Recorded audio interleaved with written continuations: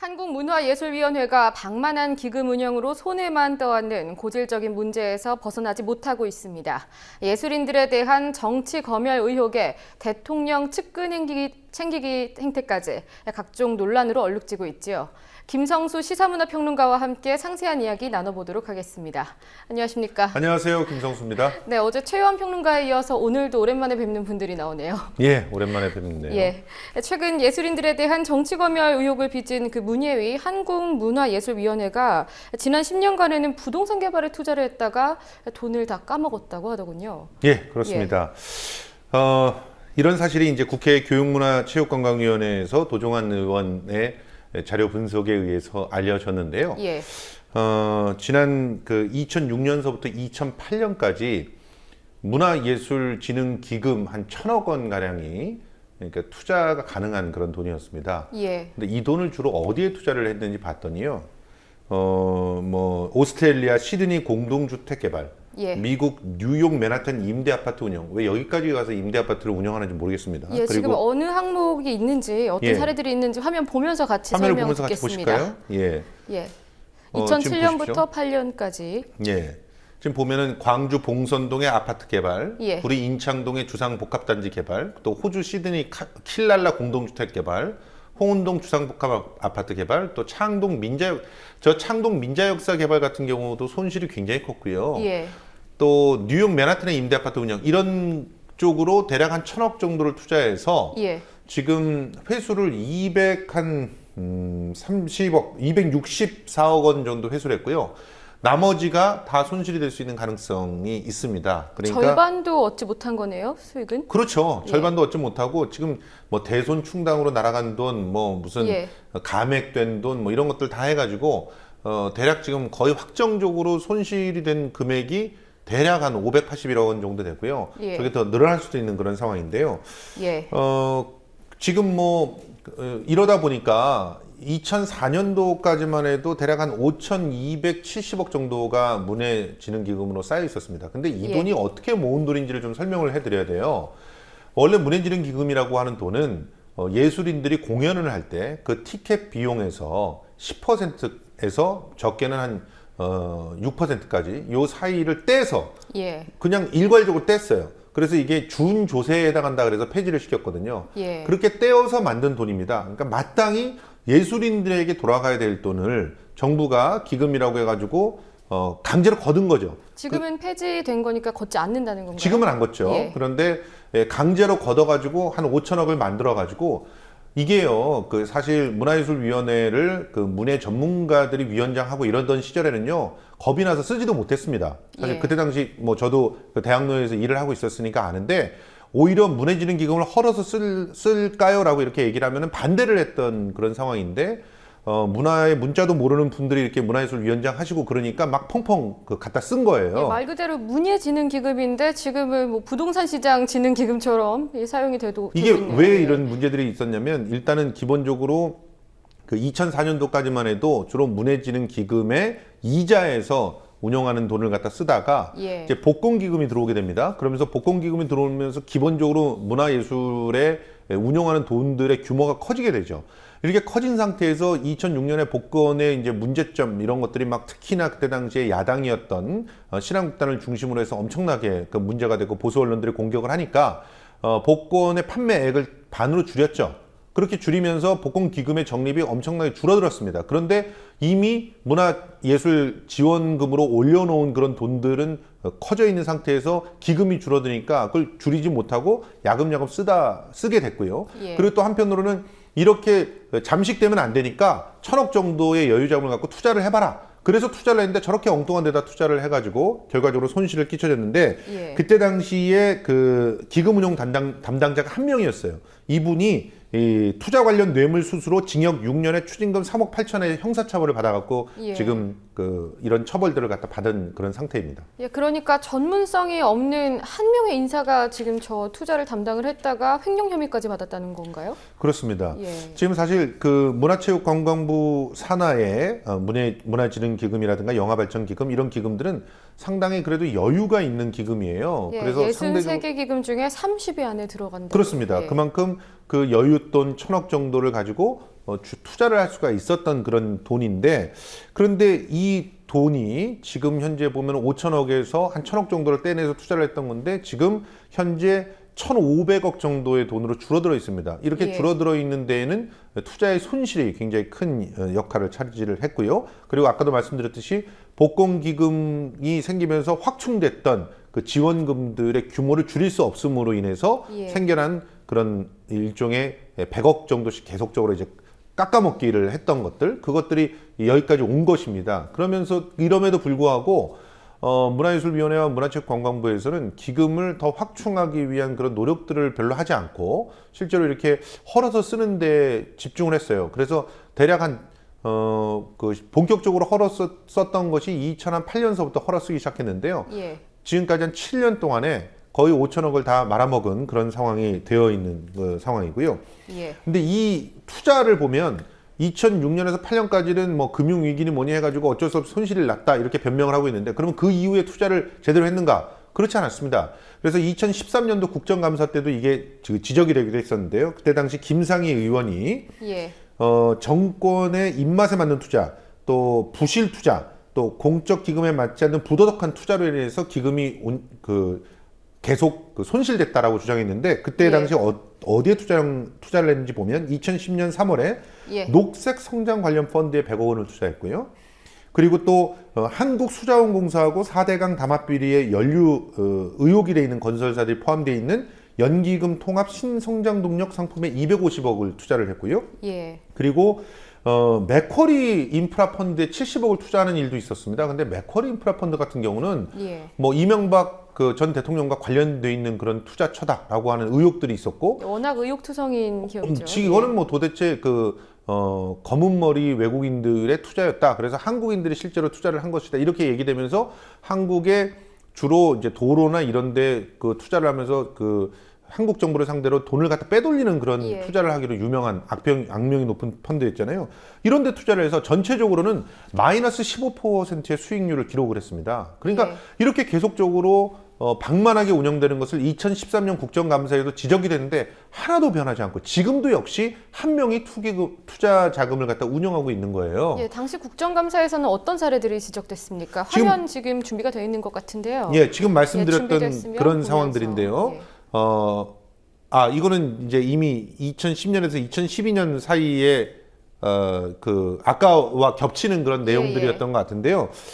김상희 의원이 제시했던 그런 내용들, 2010년, 2011년, 2012년에 투자했던 내용들은 주로 아까도 말씀드렸듯이 녹색 성장 관련 펀드라든가 또 뭐 수자원공사 관련된 펀드라든가 그리고 또 맥쿼리 펀드라든가 이런 데에 돈이 대략 한 420억 정도가 투자가 됐던 것입니다. 420억이요. 예.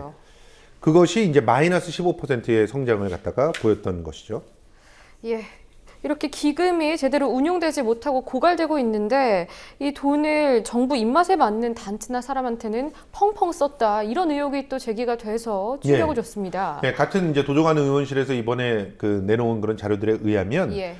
박근혜 대선 캠프에 참여했던 시웃 씨에게 예. 대관료 지원금 등으로 올 3월서부터 최근까지 약 12억 원이 지원이 됐다라고 하는 내용이었는데 예. 좀 꼼꼼히 들여다보면 공연장 재대관 사업이라고 하는 게 있습니다. 예. 이게 무슨 사업이냐면 사실은 공공 공연장이 적잖아요. 그러니까 민간의 우수한 공연장을 기금을 통해서 일단 싸게 대관을 합니다. 예. 그래놓고선 이걸 뭐 연간 단위로 계약을 한다거나 하면 좀 더 싸게 대관을 받을 수 있잖아요. 예. 이걸 대관 받은 다음에 예술인들에게 좀 더 싸게 대관을 다시 주는 그런 사업인데 굉장히 지원의 효과가 높습니다. 그래서 최근 들어서 많이 시도가 됐던 사업인데 이것을 어떤 식으로 운영을 했냐면 예. 동숭아트센터라고 하는 곳이 있습니다. 이 동숭아트센터와 또 아트원 시어터라고 하는 곳에 무려 22억 5,700만 원을 썼어요.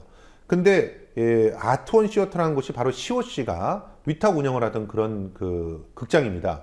여기에 대관료가 5억 6천만 원이 쓰여졌고요. 그리고 나머지 돈이 동승아트센터의 보증금, 그 대관을 하는 보증금으로 쓰여가지고 총 22억 7천만 원이 쓰여진 겁니다. 근데 이 동승아트센터는 제가 99년서부터 2000년까지 그 근무했던 곳인데 예. 여기에 모기업이 동아그룹이에요. 예. 그리고 수억대 임대료만 수억대를 벌고 있는. 그렇습니다. 예. 지금 현재 뭐 대학로에 가보면 가장 요지에 있는 곳이죠. 여기는 예. 뭐 600억 정도 추산되는 그런 건물입니다. 지금은 더 값이 올랐다고도 추정이 되고 있고요. 그리고 여기가 이제 김홍랑 대표가 운영을 했던 곳이죠. 이 김홍랑 대표가 바로 동아그룹에 이제 작고하신 그 회장님의 그 부인이셨죠. 그래서 예. 여기에 그 극장이 세 곳이 있는데 600석 규모의 지하의 동숭 아트홀, 그리고 대략 한 200석 규모의 소극장과 꼭두극장, 이렇게 세 개의 공간이 있어요. 그 외에는 전부 임대 공간입니다. 뭐 식당서부터 시작해가지고 다 임대 공간이에요. 그럼 임대 공간을 통해서 충분히 수익을 내서 그걸 가지고 극장을 운영할 수 있는 곳인데 여기 공연장을 왜 대관을 해서 그 재대관을 하는 것인지 이해가 되지 않는 것이고요. 예. 그리고 또 아트원 시어터라고 하는 곳은 지금 사실은 2관, 3관 여기가 대략 한 300석 규모의 그렇게 크지 않는 극장입니다. 그런데 여기를 COC가 위탁 운영을 하고 있던 공간이고 여기를 3월서부터 9월까지 그냥 대관을 해놓고 쓰질 않았어요. 예.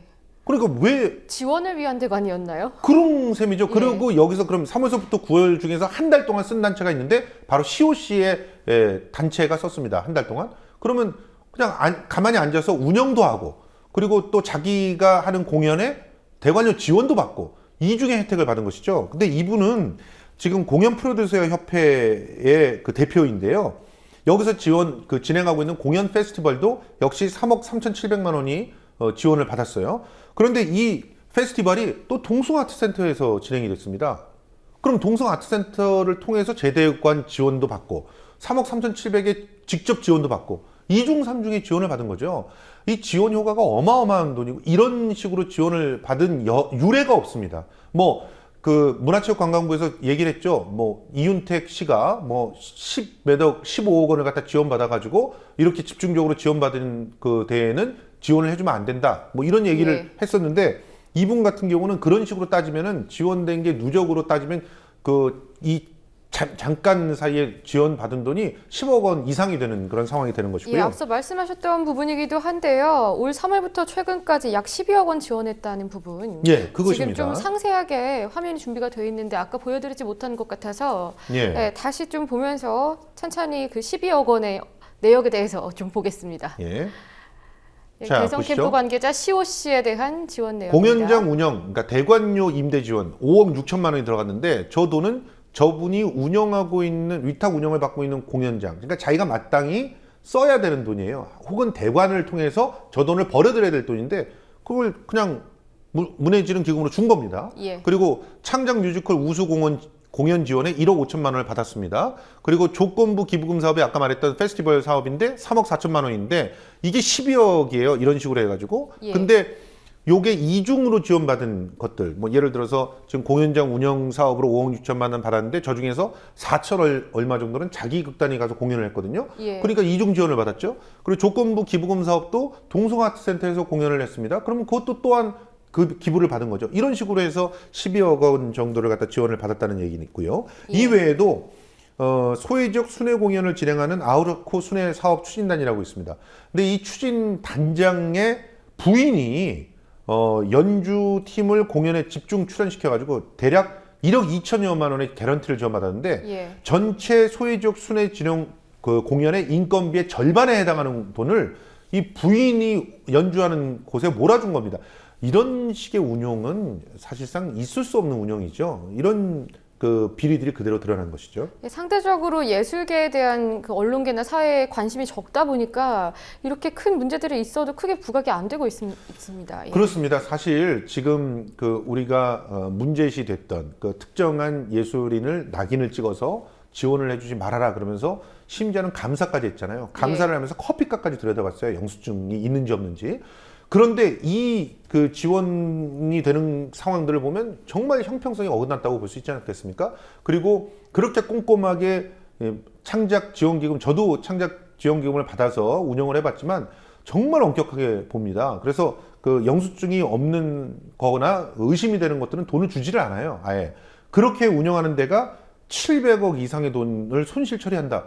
이건 도덕적 해이를 이루 말할 수가 없고요. 여기에 관련돼 있는 사람들이 다 책임을 져야 되는 상황이 아닌가 생각을 합니다. 예. 어떠한 예술인들은 당장 밥을 사 먹을 돈이 없어서 스스로 목숨을 끊는 일도 있는데 빈익빈 부익부가 예술계에서 이렇게 크게 벌어지고 있다는 게 많이 알려져야 될 것 같습니다. 그렇습니다. 예, 한 가지 소식을 잠깐 더 짚어보겠습니다. 그 카카오톡에 대한 수사기관의 감청이 1년 만에 다시 재개가 됐는데요. 예, 그렇습니다. 카카오톡이 결국 굴복을 했다 이런 말이 나오더군요. 그렇습니다. 이제 지난 어제죠, 이것도 역시 그 김진태 그 검찰총장이 국회 국정감사에 참여를 했는데 거기서 그런 얘기를 했던 거죠. 새누리당 김재경 의원이 감청 문제 어떻게 됐느냐라고 말했더니 카카오톡하고 제대로 집행하는 걸로 방법을 찾았다 이렇게 얘기를 하니까 바로 또 카카오톡이 그 응답하듯이 보도자료를 내면서 이 양쪽의 의견들을 종합해서 결과적으로는 이 감청에 응하는 것으로 방침을 정했다라고 하면서 예전과 다르다. 어떻게 달라졌냐면 감청 자료를 내면서 해당되는 사람의 내용은 그대로 보여주지만 나머지는 다 익명 처리를 한다. 그러니까 이름은 안 보여주지만 대화 내용은 보여준다 이건가요? 예, 그 말은 이제 어떻게 하는 거냐면 예를 들어 도청이라고 비유를 해봅시다. 그러니까 도감청 같이 전화를 그 자료로 한다면 음성 변조 정도는 한다 이런 건데 그게 무슨 의미가 있는지 모르겠습니다. 실효성이 없을 것 같은데. 그리고 또 어떤 내용이 또 들어가 있냐면 이 감청을 하려면 반드시 영장을 제시해야 되잖아요. 근데 영장을 제시해서 자료를 받았다가 이 중에서 이 기억 씨는 좀 까주세요. 이렇게 얘기를 하면 공문으로 처리를 해주겠다는 거예요. 이러면 이거 거의 사실상 도청이거든요. 그러니까 다시 감청 영장을 재발급해서 그 사람을 다시금 받는 것이 아니라 그냥 공문, 협조 공문만으로 그 같은 대화방 안에 있는 익명 처리되어 있는 사람은 보게끔 하겠다. 이것은 사실상 실시간 감청이 무작위로 될 수 있다는 것을 또 의미하는 거 아닌가 이런 우려들이 나오고 있는 것이고요. 그래서 카카오톡이 이런 부분들에 대해서 문제 제기를 하니까 그럼 비밀 대화방을 활용하시면 됩니다. 이렇게 얘기했는데 이제 암호화 처리가 돼서 비밀 대화방은 들여다볼 수가 없다는 것인데 사실 이것도 이미 이번에 그 전반기에서 문제가 됐던 도감청 프로그램 있지 않습니까? 그런 것들을 심어서 실시간으로 캡처를 할 수가 있습니다. 그렇게 되면은 여전히 이것도 역시 감청될 수 있는 그런 가능성들이 있기 때문에 사실상 또 다른 그런 합법적 감청이 확인된 게 아닌가 이렇게 얘기되고 있는 상황입니다. 사실 카카오, 구 다음 카카오죠. 지금은 카카오고요. 그런데 카카오톡 측에서 좀 강화하겠다고 해도 믿지 않는 국민들이 상당히 많았거든요. 그럼에도 불구하고 감청 불응을 선언한 뒤에 지금까지 감청이 0건이었다라고 하는데 지금까지는 지금 이렇게 0건이었죠. 뒤집으면서 다시 또 기하급수적으로 늘어날 수도 있는 거죠. 그런 가능성이 상당히 높죠. 실제로 그 자료들을 보면은 그 카카오 같은 경우는 그 감청에 불응하겠다라고 선언한 다음에는 아예 검찰에서 그 신청도 하지 않았어요. 그런데 그 이전에 그 감청에 불응하겠다라고 하는 얘기를 하기 그 전해의 자료를 보면 대략 157건이 신청이 돼 있었어요. 그런데 네이버 같은 경우는 라인이라고 하는 메신저를 쓰잖아요. 12건이었습니다. 그러니까 굉장히 집중적으로 카카오톡에 감청 시도가 있었다라고 하는 것이고요. 이런 것들이 재현될 가능성들이 굉장히 높다는 것이고, 그리고 또 이제 정진우 전 노동당 대표 같은 경우는 무려 같은 대화방에 있었던 3천여 명이 한꺼번에 털렸지 않습니까? 그러니까 이런 상황들이 또 재현될 가능성들이 높은데 카카오에서는 그걸 익명성으로 처리를 하면서 막을 수 있다고 이렇게 주장을 하고 있는 건데요. 이 부분에 대해서는 앞으로 더 지켜봐야 될 것 같고요. 그리고 또 이런 카카오톡의 결정에 대해서 사실 신임 카카오 대표의 첫 작품이다 이런 말도 있죠. 이런 그 첫 작품이라고 하는 것들이 중요한 게 아니라 사실은 그 카카오톡도 어쩔 수 없는 입장이었다라고 하는 그런 동정론이 좀 나오고 있습니다. 그게 무슨 얘기냐면 외압을 받았다는 것인데 외압 논란이요. 실제로 지금 전 대표였던 그 이서구 대표 해외 원정 도박으로 내사 중입니다. 그리고 지금 그 카카오톡 같은 경우는 계속 감사를 받았죠. 최근 들어 또 감사를 받고 있는데 국세청의 중수부라고 불리는 서울지방국세청 조사 4국에서 특별 조사를 하고 있어요. 사실 네이버와 비교를 해보면 엄청나게 그 감사가 집중되고 있는 것들을 갖다 볼 수가 있습니다. 이런 상황에서는 사실상 외압에 굴복한 것이 아니냐 이런 그 동정론까지 나오고 있는데 예. 이런 부분에 대해서도 검찰이나 혹은 정부 관계자에서는 특별한 해명이 있어야 되지 않을까 하는 생각들을 해봅니다. 예, 물론 해명을 할 때마다 의도적인 세무조사를 한 것은 아니다라고 말을 하는데 지금까지 진행되어 온 정황만 봐도 갑자기 세무조사가 너무 과도하게 진행이 되고 감청에 응하지 않겠다고 했는데 1년 만에 그 세무조사를 거치고 나서 이제는 뭐 도움을 하겠다, 협조를 하겠다라고 나오는데 누가 그 말을 그 고지고대로 믿을 수 있을지 그러니까요. 의문스럽습니다. 뭐 이번에 그 국정감사 기간에 김진태 총장이 얘기했던 게 예. 그동안 지속적으로 논의를 하고 있었다는 거예요. 예. 근데 지속적으로 논의를 했다라고 하는 것이 지속적으로 압력을 넣었다라고 해석될 수 있는 거 사실 아니겠습니까? 논의하자라고 정부 측이나 검찰 측에서 얘기만 해도 상당히 압박을 받을 거란 말이죠. 그렇죠. 그리고 또 실제로 그 검찰에서는 어떤 얘기까지 했냐면 예. 카카오톡이 문을 잠그면 우리는 문을 따고 들어가겠다. 예, 이런 그런 얘기까지 말이 있었잖아요. 있었죠. 굉장히 무서운 말이죠. 예. 검찰이 문을 따고 들어가겠다라고 하는 것. 이거는 압수수색 영장도 그 발부받지 않은 상태로 이런 얘기를 한다는 것은 위협으로 들릴 수밖에 없는 요소고 거기에 또 걸맞춰 전 대표가 결국 그래서 이 이석우 전 대표는 그 자기 자리를 내놓고 물러날 수밖에 없었던 거 아니냐. 예. 이런 관측들도 나오고 있는 거예요. 그러니까 새로운 그 신임 대표 임지훈 신임 대표가 새로운 그 젊은 그 동력을 가지고 회사를 이끌어 나가기 위해서 양보를 한 게 아니라 실제로는 이런 외압에 시달리다 보니까 실제로 이 임지훈 그 신임 대표의 뒤에는 또 김범수 전 의장이 예. 있거든요. 김범수 의장이 사실 비서처럼 이렇게 활동했던 복심입니다. 그러니까 김범수 의장이 사회적으로 물의를 일으키게 됐던 결과적으로 그 이석우 전 대표를 이렇게 그 물러나게끔 하고 예. 정부와 원만한 어떤 그 협조를 그 모색했던 건 아닌가. 그러면서 화해를 그 추구했던 것들이 이런 상황으로 전개되는 건 아닌가 하는 그 예상들이 나오고 있는 것이죠. 그러면서 결과적으로 손해를 보게 된 것은 3,900만에 달하는 카카오톡의 이용자들입니다. 이 이용자들이 앞으로 또 그 메신저 망명 사태를 또다시 겪게 되지는 않을까 우려가 되는 상황이라고 볼 수 있겠습니다. 예, 지난해에도 텔레그램으로의 이탈이 상당히 가속화됐었는데 이번에도 또 해외 기반을 둔 SNS들이 어떻게 많이 메신저들이 성행할지 유행할지 또 봐야 될 것 같습니다. 그렇습니다. 예, 오늘 수고하셨습니다. 고맙습니다.